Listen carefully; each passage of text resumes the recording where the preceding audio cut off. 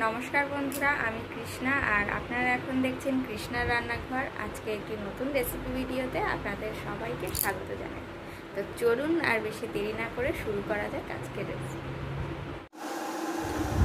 আজকে রান্না করে দেখাবো পটলের একটি সুন্দর রেসিপি, যেটা আমাদের বাঙালি বাড়িতে প্রায়শই হয়ে থাকে। পটলের একটা অপূর্ব সুন্দর রেসিপি দই পটল। তা আজকে আমি সমস্ত কিছু নিরামিষ রেসিপি রান্না করব। আর কালকে যেহেতু আমাদের একটা পুজো দিতে যাওয়া আছে তারাপীঠে, তাই আজকে আমি নিরামিষ পটলের রেসিপি বানাবো। পটলগুলোকে এইভাবে খোসাটাকে জাস্ট আলতো করে খোসাটা ছাড়িয়ে নিয়েছি। আপনারা চাইলে এই সবুজ অংশটাকেও কিন্তু অল্প অল্প করে ছাড়িয়ে নিতে পারেন। এরপর দুই মাথা ভালোভাবে কেটে আর একটু চিড়ে নিতে হবে। চিড়ে নিয়ে পটলটাকে দুই মাথা থেকে চিড়ে নিয়ে লবণ হলুদ মাখিয়ে এটাকে ভালো করে একটু তেলের মধ্যে ভেজে নিতে হবে। পটলটা যত ভালোভাবে মোটামুটি ভাজা হবে তত কিন্তু পটলের যে একটা জলো ভাবটা সেটা কিন্তু আর থাকবে না। দই পটলটা রান্না করতে গেলে অবশ্যই আপনারা পটলটা মোটামুটি একটু লালচে করে ভেজে নেবেন। তো ওটা ভাজা হতে থাক, ততক্ষণ আমি মশলাটা বানিয়ে নিই। এখানে আমি 1 চামচ জিরের গুঁড়ো, 1 চামচ আমি শুকনো লঙ্কা গুঁড়ো আর 1 চামচ মতন আমি ধনিয়া গুঁড়ো নিয়ে এটাকে জলে ভালোভাবে একটু মিশিয়ে নিচ্ছি। ঠিক এইভাবে মশলাটা বানিয়ে নিলাম। এরপর আমি একটা মিক্সি বাটি নিয়ে নিয়েছি আর মিক্সি বাটিতে আমি দিয়ে দিচ্ছি সামান্য পরিমাণ কাজু, সামান্য পরিমাণ কিশমিশ, 2 থেকে 3টে কাঁচা লঙ্কা আর একটু জল দিয়ে এর একটা পেস্ট বানিয়ে নিচ্ছি। পেস্টটা খুব একটা মিহি হয়নি। তো এরপর আমি দিয়ে দিচ্ছি এতে টক দই। এই টক দই দিয়ে আর একটু পেস্ট করে নিলে একটু মিহি পেস্ট হয়ে যাবে। এরপর আমার এখানে পটলগুলো মোটামুটি ভাজা হয়েই গেছে। পটলগুলোকে তুলে নিচ্ছি। পটল তুলে নেওয়ার পর তেলটা একটু কালচে হয়েই যায়, তো ওই তেলের মধ্যেই আমি গোটা গরম মশলা দিয়ে দিচ্ছি।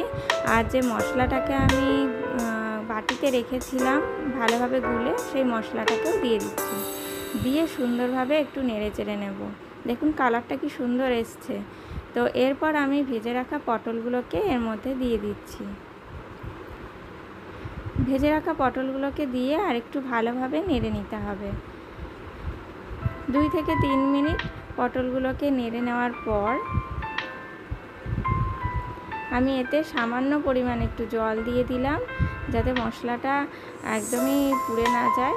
এরপর একটু সামান্য পরিমাণ হলুদ আর সামান্য পরিমাণ লবণ দিয়ে দিচ্ছি। এর ফলে পটলটা কিন্তু ভালোভাবে সেদ্ধ হয়ে যাবে। পটলটা একটুও কাঁচা কাঁচা ভাব থাকবে না এবং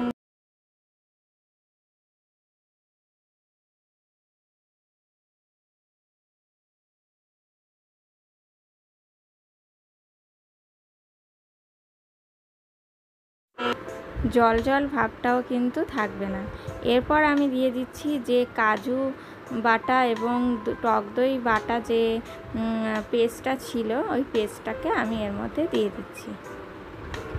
এর মধ্যে কিশমিশ দিয়েছিলাম, এর ফলে কিন্তু একটা মিষ্টি মিষ্টি ভাব আসবে এবং দই পটলের টেস্ট আরও দ্বিগুণ করে দেবে। তো এই পেস্টটাকে দিয়ে আমি আরেকটু ভালোভাবে নেড়ে নিচ্ছি।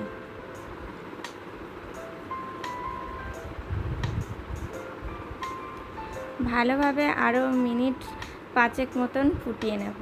ফুটিয়ে নেওয়ার পর সামান্য পরিমাণ একটু চিনি দিয়ে দিচ্ছি। আপনারা এখানে চাইলে চিনিটাকে নাও দিতে পারেন। তো এরপর আমি আরেকটু নেড়ে চেড়ে নিচ্ছি।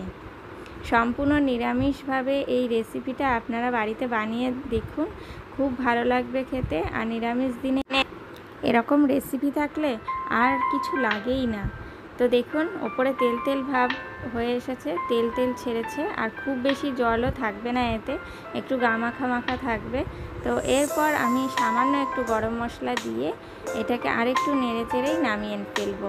খুব সহজে সামান্য উপকরণ দিয়েই এই রেসিপিটা বাড়িতে বানিয়ে ফেলা যায়।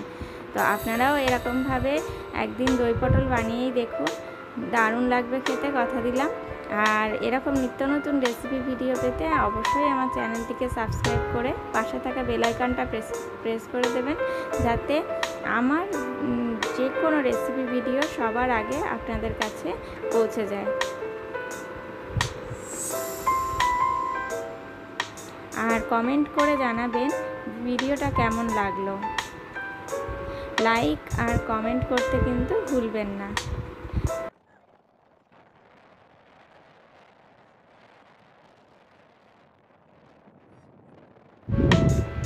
এরপর আমরা পরের দিন চলে গেলাম তারাপীঠ ভ্রমণে।